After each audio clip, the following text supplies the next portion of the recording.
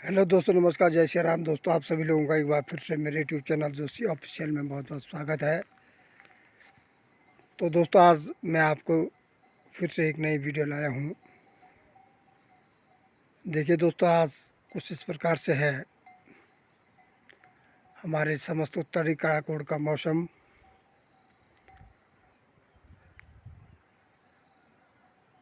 धीरे धीरे लोगों ने अब गेहूं की बुआई भी कर दी है और पौधे इत्यादि की फसल भी काट चुके हैं।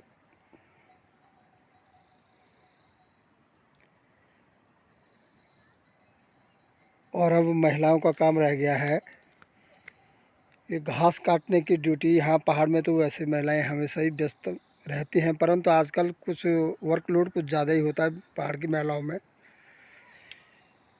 क्योंकि खेतीबाड़ी का काम समाप्त करने के बाद ठंड के दिनों में अक्सर घास काटने का काम फिर शुरू हो जाता है, क्योंकि महिलाओं को खेतीबाड़ी भी देखनी होती है और साथ साथ में पशुओं के भरण पोषण पोषण के लिए चारे की भी व्यवस्था करनी पड़ती है। तो कुछ इस प्रकार से देखिए आप लोग नीचे यहाँ पर जो आप ये देख रहे होंगे सारे बंजर खेत पड़े हुए। यहाँ पर आजकल महिलाएं व्यस्त हो चुकी हैं घास इत्यादि काटने में। तो अक्सर पहाड़ों में महिलाओं का काम कभी स्टॉप तो शायद होता ही नहीं है। काफ़ी व्यस्ततम शेड्यूल होता है महिलाओं का। इसीलिए कहा भी जाता है कि पहाड़ की नारी सब पर भारी। ये वास्तव में एक कटु सत्य है। हर परिस्थितियों में और हर परिस्थितियों का दृढ़तापूर्वक सामना करती है पहाड़ की नारी।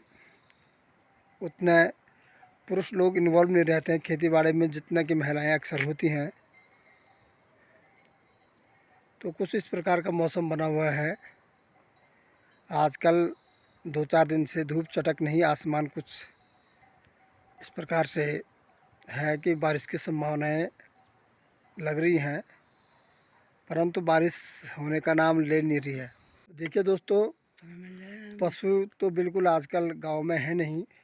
बहुत कम पशु आप लोगों को मिलेंगे। एक ज़माना हुआ करता था जबकि लोगों के पशु काफ़ी होते थे, गाय बैल भैंस इत्यादि।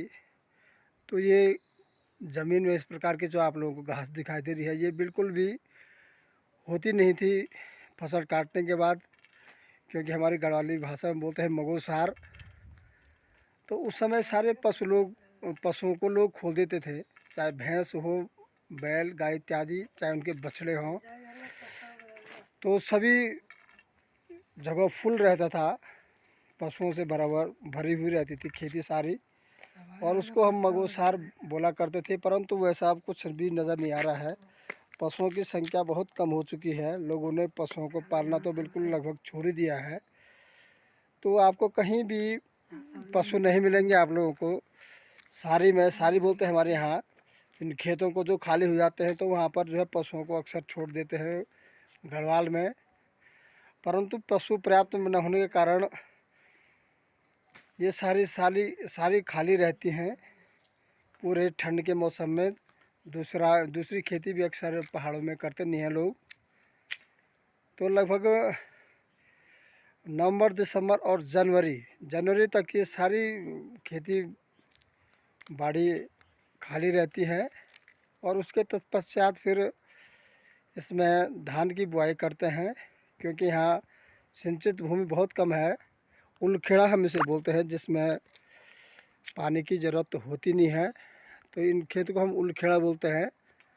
तो इनमें अक्सर धान की बुआई होती है, जुताई होती है जनवरी से लेकर जनवरी फरवरी और मार्च तक जाके कहीं धान की बुआई करते हैं।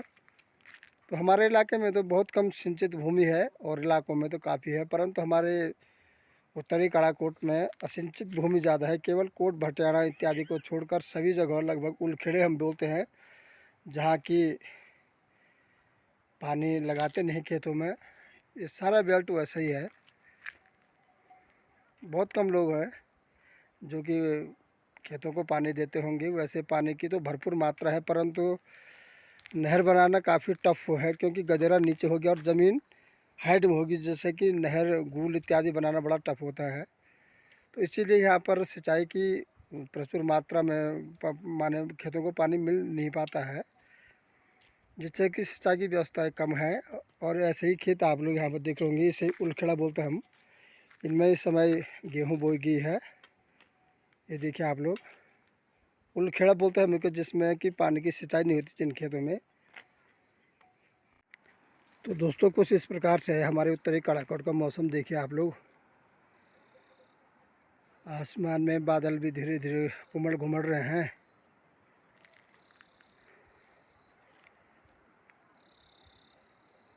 बारिश की संभावना तो बन नहीं, परंतु बारिश हो नहीं रही है।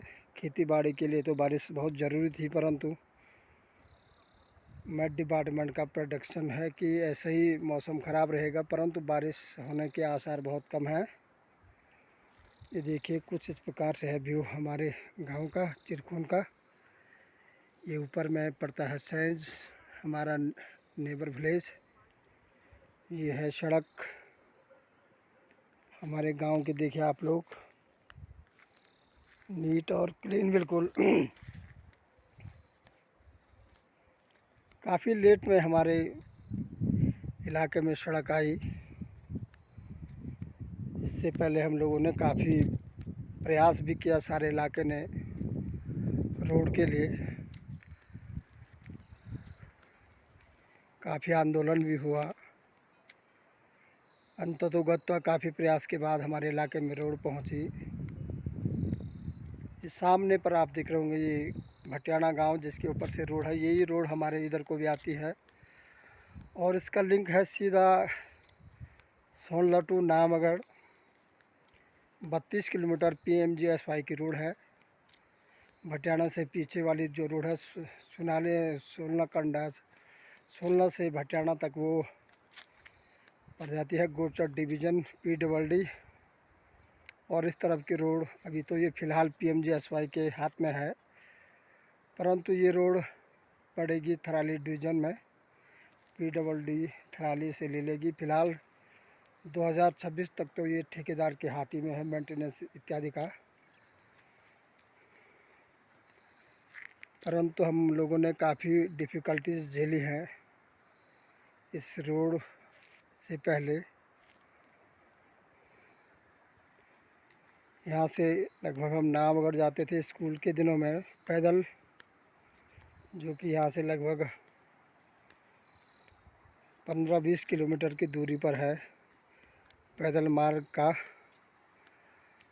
रोड तो अब आई है, परंतु काफ़ी डिफ़िकल्टीज़ हम लोगों ने सही हैं। स्कूल के लिए जाते थे यहाँ से सुबह के टाइम पर, आजकल ठंड के दिनों में 5 बजे, और स्कूल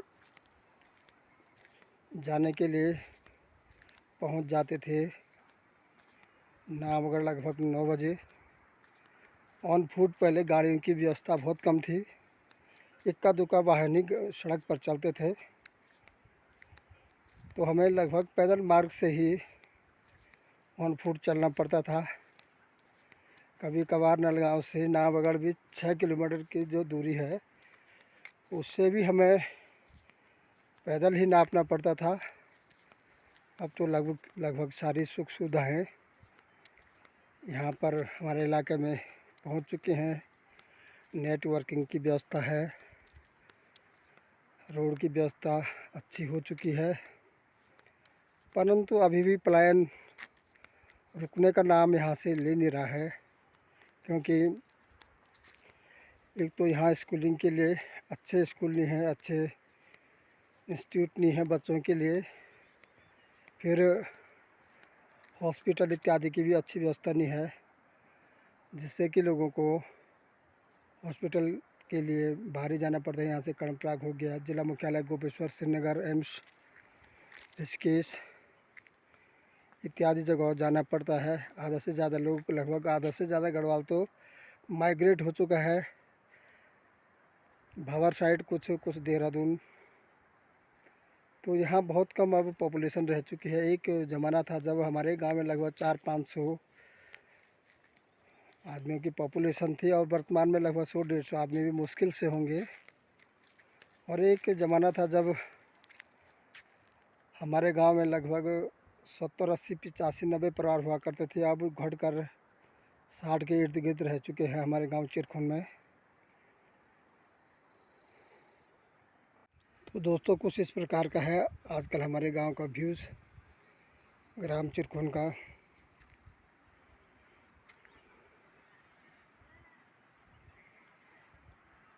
जो नीचे वाली सारी है जिसे हम खेत भी बोलते हैं, गांव के नीचे के खेत, वहाँ पर मंडवा इत्यादि बो रखा था, उसकी लवाई मंडाई भी हो चुकी है। और साथ साथ में देख रहे होंगे आप लोग इस तरफ ये सारे ये गेहूं के खेत है, गेहूं इसमें बोया गया है अभी।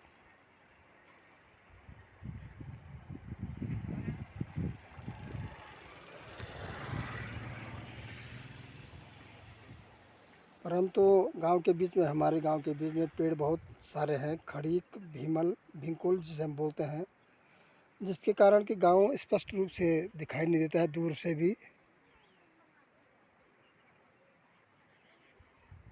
पेड़ों की बहुतायतता है।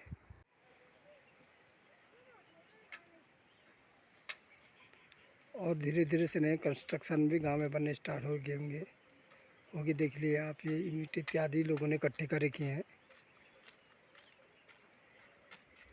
अरे लौंडो किधर से आ रहे हो रे? मिट्टी लेकर आओ। तुम पता नहीं बना क्यों है? तू वो कितना लड़का तू? अच्छा। तो दोस्तों आप लोग यहाँ पर जो ईंट देख रहे होंगे, यहाँ पर रोड के किनारे और नीचे ये घर बन रहा है। तो ये लोग यहाँ से, हमारे गांव से लगभग 25-30 साल पहले माइग्रेट हो गए थे देहरादून हरभजवाला।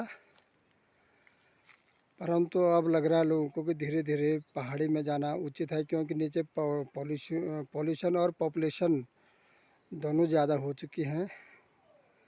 तो लोग धीरे धीरे अपने घरों को वापस आने की भी सोच रहे हैं। यहाँ पर ही नया मकान बनना है। ये देखिए, और एक सामने पर मकान आप लोग देख रहे होंगे, ये जो बन रहा है ये भी काफ़ी पहले माइग्रेट हो चुके थे ये लोग भी देहरादून। परंतु अब इन्होंने भी ठानी है कि गांव में एक मकान तो होना ही चाहिए। और एक सामने पर आप देख रहे होंगे पॉली हाउस से जस्ट ऊपर, रोड के ऊपर में भी एक मकान नवनिर्मित हो रहा है। तो वैसे तो धीरे धीरे रिवर्स माइग्रेशन लगभग हो रहा है पहाड़ों में, परंतु बहुत धीमी गति से हो रहा है। जैसा होना चाहिए था वैसा हो नहीं रहा है। तो मैसेज तो ज़रूर जाएगा इन लोगों और लोगों तक कि पहाड़ की आबो हवा कैसी है, कैसा पहाड़ का क्लाइमेट है। इसके सभी लोग मुरीद हैं, लगभग सारे लोग घूमने भी आते हैं। टूरिस्ट जितने भी हैं, चाहे अदर कंट्री के हों चाहे भारत के हों, दक्षिण से, आपके पश्चिम से, सारे लोग इन पहाड़ की वादियों को देखने अक्सर आया करते हैं। तो यही यहाँ की एक, कहेंगे हम, की सुंदरता भी है, मधुरता है। पहाड़ों की छवि देखने के लिए अक्सर लोग लालायित रहते हैं। और हमारे लोग यहाँ से बाहर माइग्रेट कर रहे हैं, तो ये तो गलत बात है। काफ़ी खेती बाड़ी हुआ करती थी एक ज़माने में हमारे गांव में। देखिए आप लोग, बहुत बड़ा क्षेत्रफल है ग्राम सभा चिरखुन का।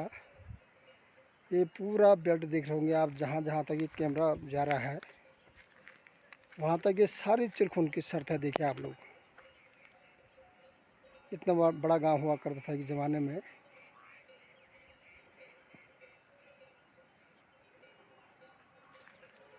और पहले कोलाहल बहुत हुआ करता था, क्योंकि डेंस पॉपुलेशन थी, काफ़ी घनी आबादी थी, लोग काफ़ी हुआ करते थे गांव में। परंतु अब धीरे धीरे वातावरण बिल्कुल शांत होता जा रहा है, क्योंकि घरों में तो इक्का दुक्का ही लोग ही हैं। ज़्यादा लोग अक्सर नौकरी के लिए बाहर चला जाते हैं। मेन एक इश्यू हमारे यहाँ का है कि यहाँ पर रोज़गार अभी तक भी सृजित नहीं कर पाई उत्तराखंड सरकार हो चाहे केंद्र सरकार हो, जिसके कारण कि हमारे युवाओं को यहाँ से बाहर तो जाना ही पड़ता है रोटी के लिए। ये सबसे बड़ा दुर्भाग्य हमारे क्षेत्र का है, हमारे गढ़वाल का है। इसी कारण लोग ज़्यादा माइग्रेट कर रहे हैं। यदि यहाँ पर फैक्ट्री इत्यादि गवर्नमेंट इंस्टॉल करती लगाती तो यहाँ का युवा बाहर कभी भी प्लान करता नहीं, और ये प्लान की मार झेलनी नहीं पड़ती गढ़वाल वासियों को। तो ये बहुत बड़ा एक इश्यू, एक मुद्दा है पहाड़ों से माइग्रेशन का, कि यहाँ के लिए अलग सी नीति गवर्नमेंट बनाती नहीं है। पहाड़ों के लिए अक्सर नीतियाँ चलती हैं प्लान के हिसाब से, और वो यहाँ पर इम्प्लीमेंट हो नहीं सकती हैं प्रॉपरली, जिसके कारण कि पहाड़ बिछुड़ जाते हैं। जैसे हिमाचल है, काफ़ी डेवलप स्टेट है, वो भी पहाड़ी इलाका है। उसी प्रकार से उत्तराखंड भी एक पहाड़ी इलाका है, परंतु यहाँ के लिए नीति निर्धारण करने में गवर्नमेंट से ज़रूर चूक है, जिसके कारण कि यहाँ का डेवलपमेंट हो नहीं पा रहा है। तो दोस्तों, कैसा लगा आप लोगों को मेरे वीडियो? यदि अच्छा लगा होगा तो ज़रूर वीडियो को लाइक करना, शेयर करना, साथ साथ में दोस्तों ज़रूर चैनल को सब्सक्राइब करना है। आप लोगों को मिलते हैं अपने अगले वीडियो में, तब तक के लिए बहुत बहुत धन्यवाद। जय श्री राम, जय उत्तराखंड, जय बद्री विशाल। तो मिलते हैं दोस्तों आप लोगों को अपने अगले वीडियो में, तब तक के लिए बहुत बहुत धन्यवाद।